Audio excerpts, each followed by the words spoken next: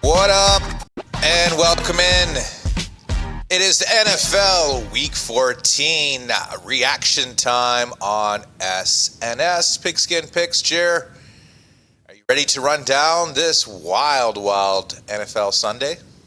Yeah. It's a great week. Some teams knocked out of contention, and some almost. But you look at the schedules and you're like, how are they going to pull this off? But Cinderella stories have happened before. But I think, unfortunately, for all my family that are Chiefs fans, I think you're going to miss the playoffs for the first time in a while.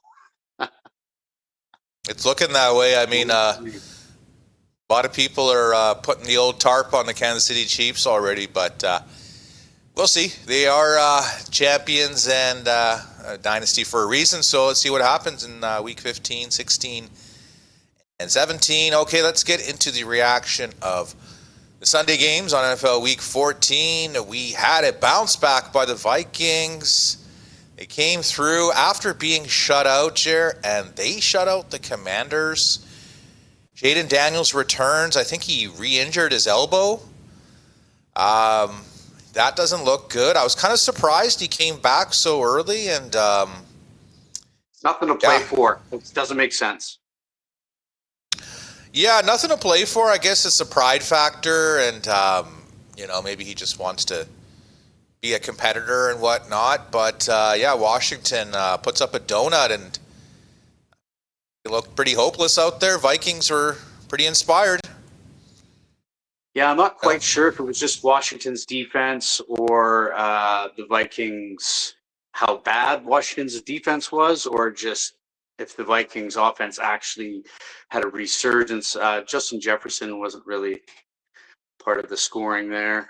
They got to get him going again. It's too big of a weapon to be just let lying there. Well, J.J. McCarthy looked like a decent NFL quarterback, so that was good signs there. So they get a much-needed victory. Washington is playing out the schedule. So let's take a look at an AFC divisional matchup.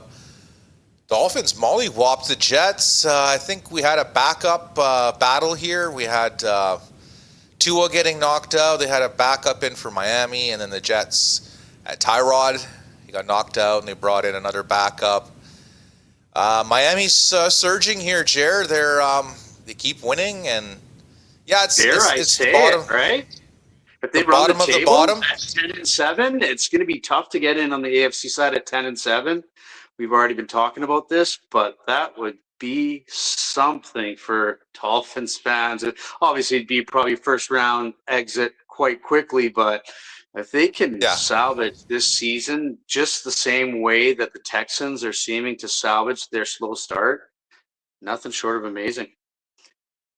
Well, it's an old saying, right? It's how you finish, not how you start, right? And it just seems like the NFL public, they just like to bury teams after a couple of bad games, right? So, Miami, I mean, you do what you got to do here. You get the dub. Jets, the Jets, they jetted, and they take the L. I believe they are facing Denver next week. I'm not sure, but they're a big dog, put it that way. Miami will be Monday night in Pittsburgh to face Paul Steelers, so let's see what happens in that one. Let's take a peek at the Titans and Browns. Controversial finish here, Jer. Shedeur not being in there for the 2-point convert. A lot of points. I think we had a comment from Paulie Fraser saying take the over in the Cleveland game, and he was dead right. Nice. I mean, Titans put up 30 points. That's not something you expect. And Shedeur throws for 3 and runs for 1 and then is not out there. What do you think of that play to not have Shedeur out there for 2 points, man? It's weird. Yeah, no, it let me down quite a bit because I was really hoping I still went 3-1 against the spread. Not so bad, but after a horrible 1-3 last week, 4-0 would have just been wonderful. That's my only loss against the spread this week. But yeah, Shador's looking good. I'm sure they're going to give him this extended look. But there's already rumors swirling around that Deshaun Watson just gets paid too much money, and maybe Gabriel or Shador be up on the trading block.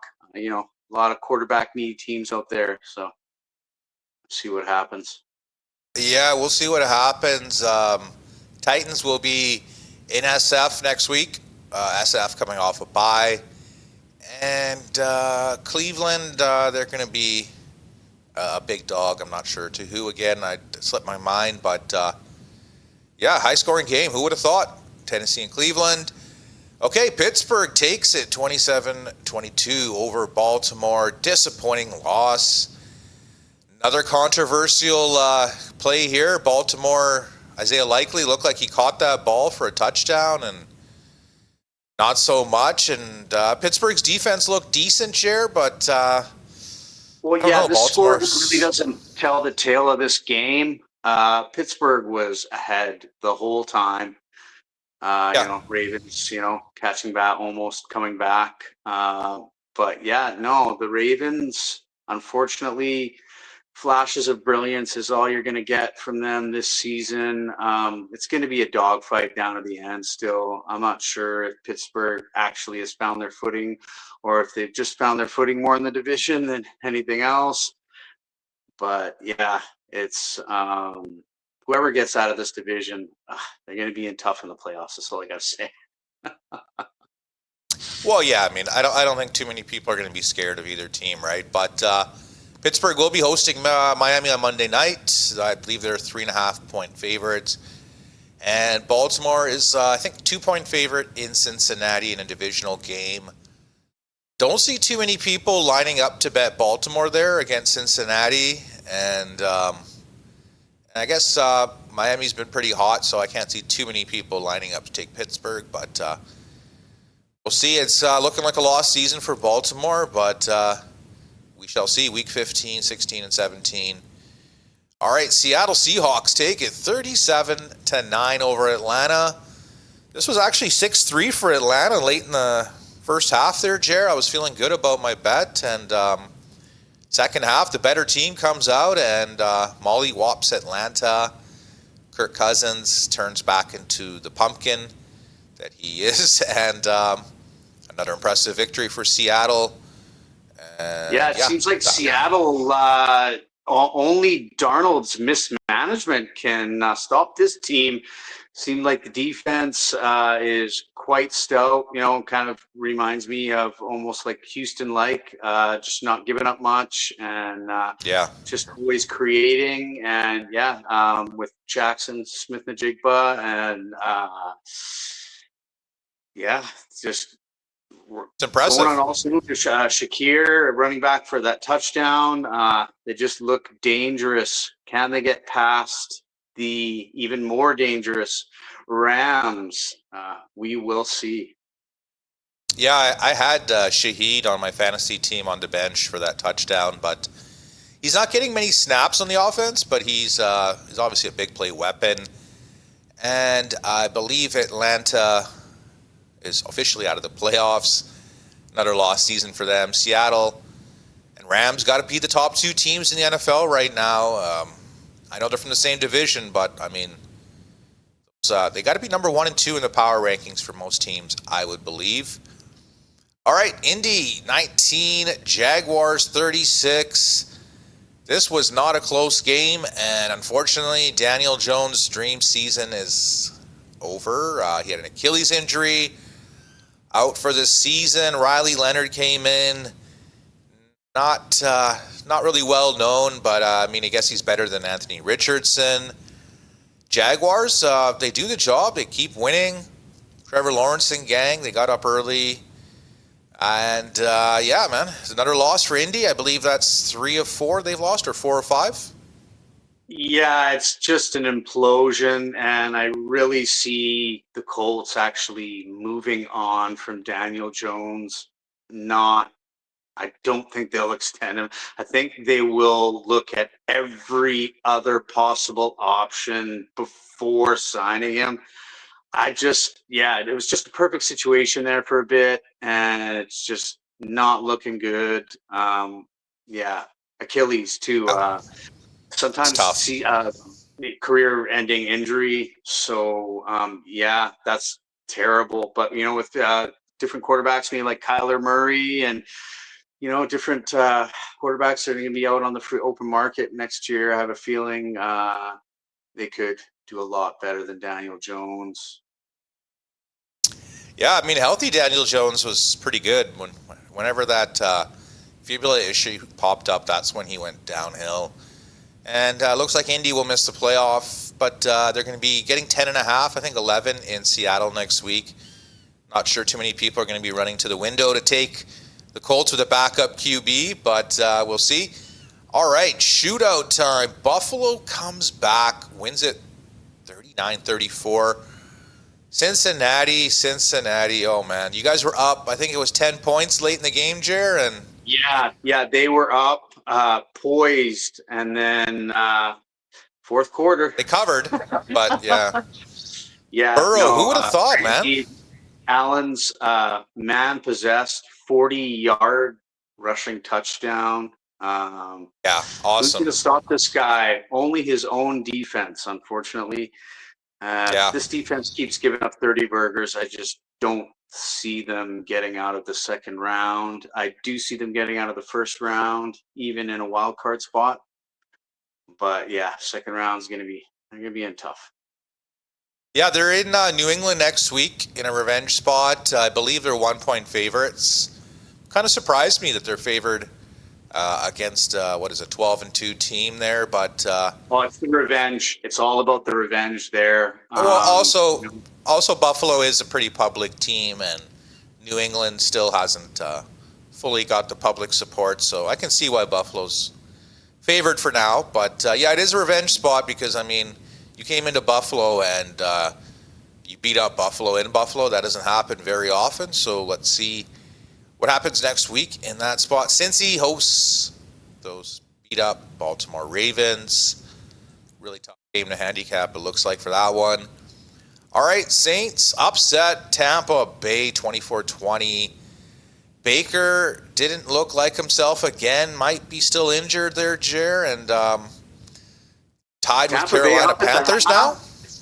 That Tampa Bay up at the half, 10-3. They looked, kind of business as usual, not really scoring their regular 30, 40 burgers, but taking care of business. And no, Tyler Shug with a medium-sized rushing touchdown and kind of just took over there in the fourth quarter and went ahead, and that was it. I still think, I know it sounds crazy, but Carolina, I think Carolina is the division winner here.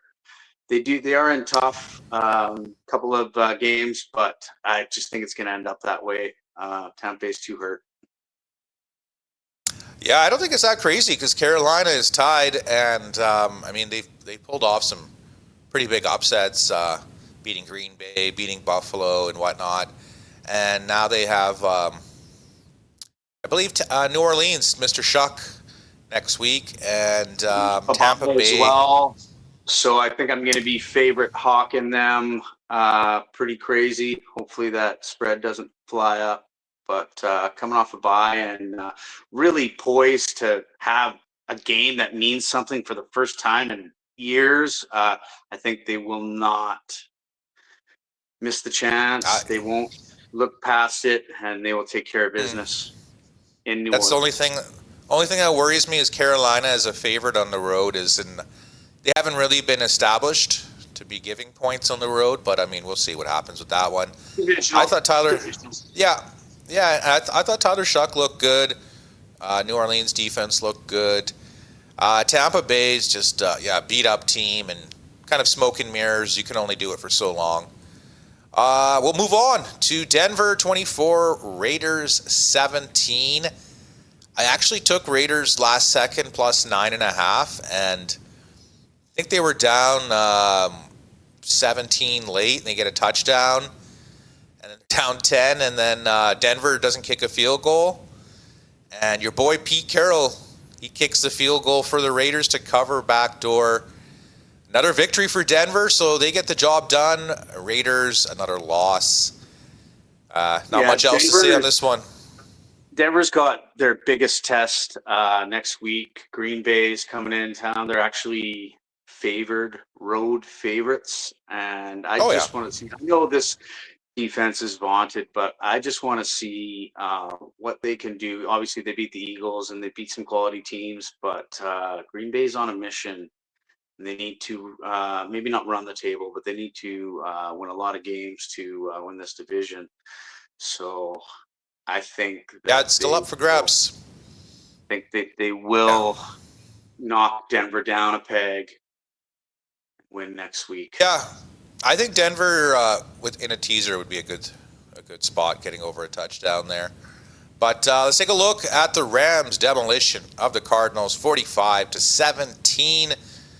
I think this was 10-10 at one point, and then it was a big barrage of Rams points. Rams have got themselves back in the good graces with the bettors now. So, and I believe Cardinals are getting 10 points with Houston next week. And Rams are laying 5 to your Lions. So, interesting matchups. Blake Corum went off in this one, 12 carries, like over 100 yards, 2 touchdowns. Puka Nacua accounting for 3 quarters almost of Matthew Stafford's 280 yards and 3 touchdowns. Puka Nacua, 167 yards, 2 touchdowns. Man possessed. Look out for he's a beast. Imagine that they still had Donald. Yeah, that'd be pretty scary. I mean, right now on paper, they're just taking care of business. Had a little blip in Carolina, but I'm looking forward to that matchup with Detroit. Obviously, division winners from last year. Obviously, that big trade that happened a few years back. So I'm interested in that one. I'm looking forward to that one. All right, this was the primetime matchup in the late window. Green Bay 28, Chicago 21. Kind of a controversial finish in this one. I think Chicago had a chance to tie late, and I think it was 4th and 1, and they went for the touchdown and didn't get it. But Green Bay gets the victory here, Jer. My platinum pick, part of my epic comeback from the horrible week last week. I made the promise and I delivered. Yeah, we both went 3 and 1. Got it done late. Yeah. Great week for both of us. Getting that record back up to more than respectable. Gotta love it. 3 and 1 back-to-back weeks. The Bears, this is where they start their slide. I've been saying it for weeks and weeks and weeks. Finally, this is where it starts. I believe Chicago, maybe not lose out, but I think they're in for some tough times in the end of the season here. Yeah, I'm not 100% sure who they play in Week 15. Obviously, Green Bay is in Denver, laying points. Chicago, not 100% sure, but it'll be a tough matchup. Let's take a look at the Sunday Night Football matchup. Texans upset the Chiefs 20-10. I actually grabbed the Texans +5 right before the game started. I was surprised the spread went up to 5, and Texans are the better team right now, and they showed it. And Chiefs lose, and everyone is writing them off and digging up their grave and saying the dynasty is over and break them up. I don't know if it's that drastic. I mean, I just think they haven't been that good all year, right? So, it's just a microcosm. Everyone agrees they got to run the table. First of all, they got to be 10-7. And I just don't see, maybe there's a team, maybe a Chargers that just kind of implodes too. Doesn't make it to 10-7. Chiefs just sneak in. But I think there's a couple teams that got to kind of go on totally different trajectories for that to happen. Well, they got Chargers at home next week, and they're laying 4.5. And I know a lot of public bettors are lining up to grab the points with the Chargers because, Chiefs aren't beating too many teams by margin. So that'll be an interesting matchup there. Texans laying 10 to the Cardinals. I know the Cardinals got beat up, but that seems like a pretty inflated number. I just don't see Houston beating well, with Houston only putting up like 20 points per game, and the defense is stout, obviously. But all Arizona has to do is kind of just hold them like every other team has and cover that double-digit spread, no problem. I'm sure that would be a teaser favorite at plus 17 or plus 16. Yeah. I would rather. I don't know about teasing them up to 17, but definitely 16. I think a spread would be good. I don't think you need the extra 6-7 points. I think they can keep it within 10, especially after a letdown of you just beat the Chiefs on a primetime game. So, yeah, we both went 3-1, 6-2 for the week. Now we are 63-48 for the year, 57%. And that wraps up our Sunday recap here on SNS Pigskin Picks. Thank you for joining us. Any final words as we wrap up, Jer, and we go into the last game of Week 14, Eagles and Chargers? Bears on the downturn. Bet against them. Bet against them. Bears going down. All right, guys. See you guys later.